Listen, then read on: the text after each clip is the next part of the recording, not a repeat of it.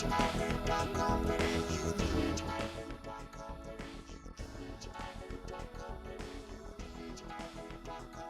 afternoon, everyone, and welcome to episode 202. My name is Jim Babalis, Workplace Relations Legal Officer, and here today I have with me Maddie White, Workplace Relations Consultant. Maddie, how are you going? Hey Jim, good to be here. Great. Now, Maddie, today we're talking about an interesting case. It's an unfair dismissal, Wally Moszko v Simplot Australia. Yeah, so Jim, this is a case that addresses how an insufficient investigation leading to a termination of employment can be a case for unfair dismissal. That's correct. What was the background? Well, listen, Mr. Moszko, the employee in this instance, an applicant, was a 62-year-old male, and he commenced employment with Simplot back in 1997, so he's quite a long-term employee. And prior to his dismissal, he was working as a shift feeder at Simplot's potato processing plant in Tasmania. On the days he wasn't rostered to work at Simplot, he also worked part-time for a freight company, and he was mainly involved in the transportation of vegetables, grains, and dairy products. As I guess you may know, we all might know, Simplot is a private company in the business of production, manufacturing, and supply of packaged food products. And Mr. Moszko's employment was essentially regulated by his contract of employment, and included in that was a code of conduct, as well as an employee counselling and disciplinary policy as well. Um, During peak season, Mr. Moszko worked in a team of three, and at the time of his dismissal, they included a Mr. Mark Bryant and Mr. Don Lyon. Mr. Moszko's role as a shift feeder, as before, was to feed potatoes into the factory, either directly from the trucks or from, the sheds, or also the conveyor system. And one of the tasks that he was required to perform was essentially the cleaning and draining of each bunker. And the main purpose, I guess, of the bunker drain, if we were to call it that, is to do a refresh of, raw materials and just to make sure that there's nothing wrong, with the product as well. The next thing that essentially does occur, I guess, Maddie, is a series of timelines. On 21 October 2020, Mr. Moszko contacted the control room at around 8 a.m. and spoke with Stephanie Temple, who was the control room operator, about a bunker drain on line one. After calling the control room, Mr. Moszko took a break in the crib room between 8:30 a.m. in the morning to 9 a.m. And sometime thereafter, Mr. Bryant, in this instance, called in a bunker drain on line one. Mr. Moszko did not complete a bunker drain on the line one. It's important to note that. Also on the same day, Miss Linda Pilgrim, who was the team leader, spoke with Mr. Moszko and Mr. Bryant about why both men had called through a bunker drain at different times, really about the same drain, I guess.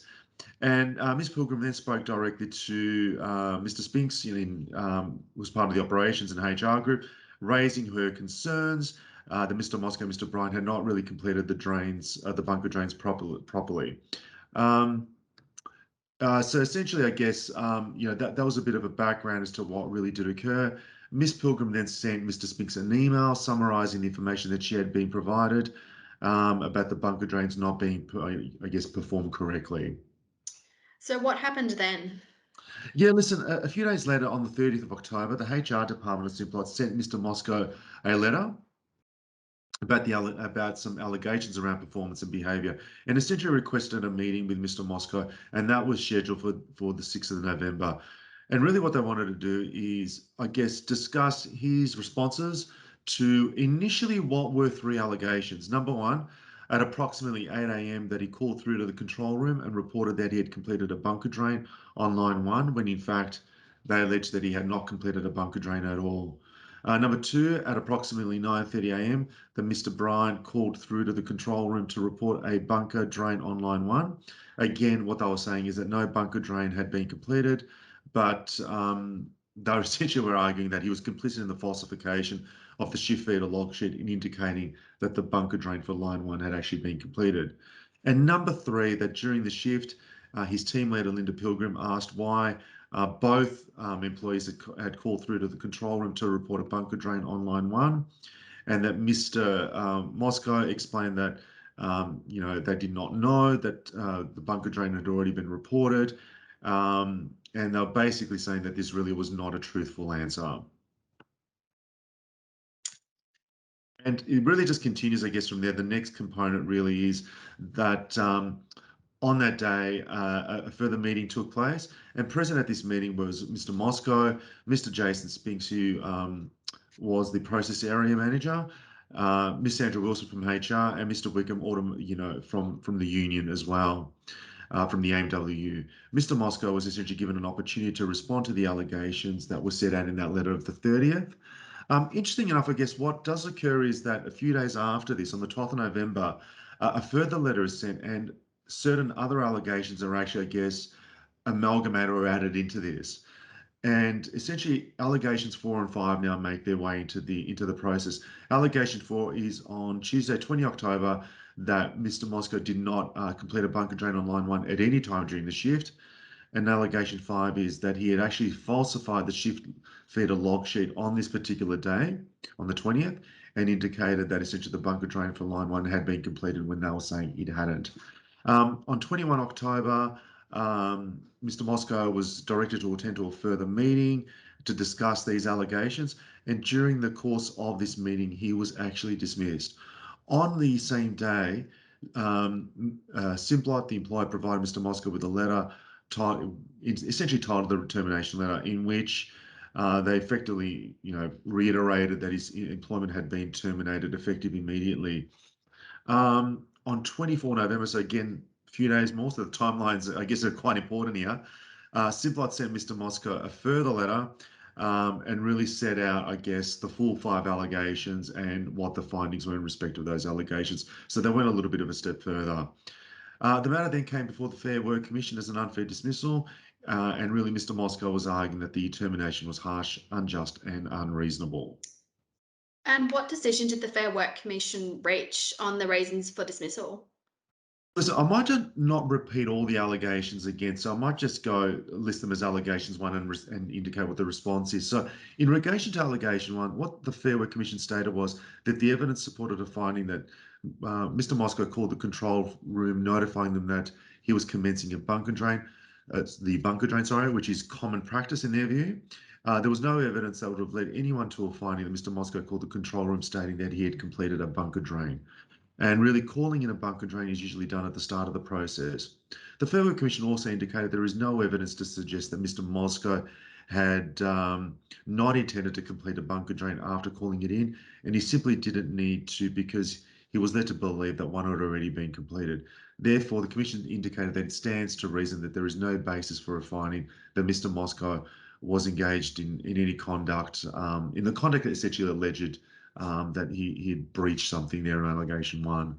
In response to allegation 2, what the Commission actually said is that the evidence was that Mr. Bryan completed the shift feeder log sheet on the 21st of October, and at that time, Mr. Moszko held the belief that Mr. Bryan had completed a bunker drain at the time he had recorded it on the shift feeder log sheet. Also, they stated that even if Mr. Bryan had falsified the particular log sheet, there was no evidence that would have led them to suggest or even find that Mr. Moszko was complicit in any way in falsifying that particular log sheet. In relation to allegation 3, the Fair Work Commission also indicated that it was highly unlikely that Mr. Moszko would have launched into, I guess, an elaborate explanation that would involve confessing to doing a bunker drain, especially, when presented with a question in the nature that it was presented. The Fair Work Commission indicated that Mr. Moszko did not at any point claim to have completed the bunker drain on 21 October, and his response really was consistent with him calling in that bunker drain when the evidence was there. The Fair Work Commission, I guess, further indicated that they really were satisfied that Mr. Moszko did not inform Ms. Pilgrim that he had completed this bunker drain, and that he informed her that he in fact had called one in. Consequently, I guess they were satisfied that Simplot had not really established that the alleged conduct had occurred. Allegation 4, which was added in. What the Fair Work Commission indicated is that prior to Mr. Moszko's dismissal, Simplot really did have an opportunity to properly investigate the events of around 20 October, 21 October.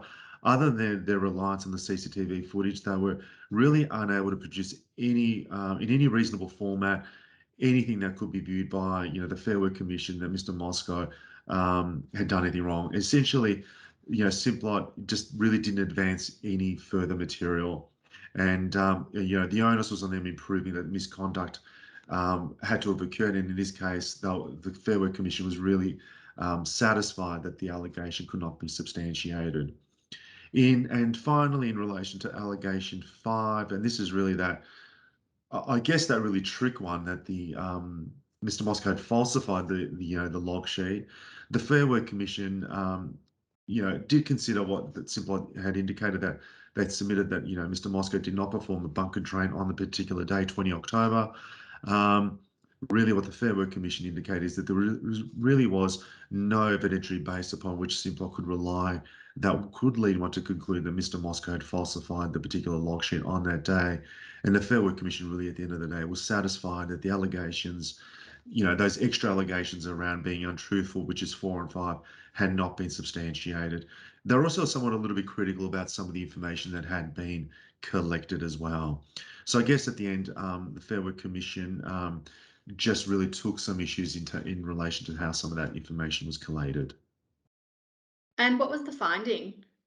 The finding essentially was that whilst the Fair Work Commission indicated that whilst Simplot is entitled to take disciplinary action against an employee, it really is, however, incumbent on them to properly substantiate, investigate their findings before dismissing an employee. Um, and really, what they were indicating is that there really was no evidence to support the finding that Mr. Moszko lied about performing a bunker drain, or that he had completely falsified the shift feeder log sheet at any point in time. So essentially, I guess at the end of it, he was reinstated back into work. And Jim, you undertake many workplace investigations. What went wrong in this instance? I guess maybe a few things did go wrong. I guess firstly and primarily, Simplot, I guess, maybe jumped the gun, so to speak. Workplace investigations are necessary, and yes, whilst they can be, costly and time-consuming, they do act as a buffer to independently assess the contested facts. What happened, I guess, in this particular instance is that the outcome may have been decided before the issues were really assessed. It was also concerning that some of the witnesses, or at least their statements, were misinterpreted or really assessed disproportionately. And secondly, Mr. Bryan, in this particular instance, I guess through the issues around the log sheets, proved to be somewhat of an unreliable witness and a poor historian, and far too much weight was placed on evidence that the Fair Work Commission found to be ultimately untruthful. And I guess, due diligence was really missing in this instance. Can it be said that this decision left unanswered questions? Listen, I would say not. It's probably a fair summary that the correct legal interpretation was applied and did apply. Also, if facts are going to be contested, an independent evaluation is essential. And what can our members take from this decision? Really, it does give, I guess, due credence that investigations must be carefully planned and assessed neutrally. Any final thoughts? Listen, I'll just probably say that I think our members need to be quite vigilant and specific in workplace investigations, as well as in the process that leads to termination. Great. Thanks, Jim. Thanks, Manny.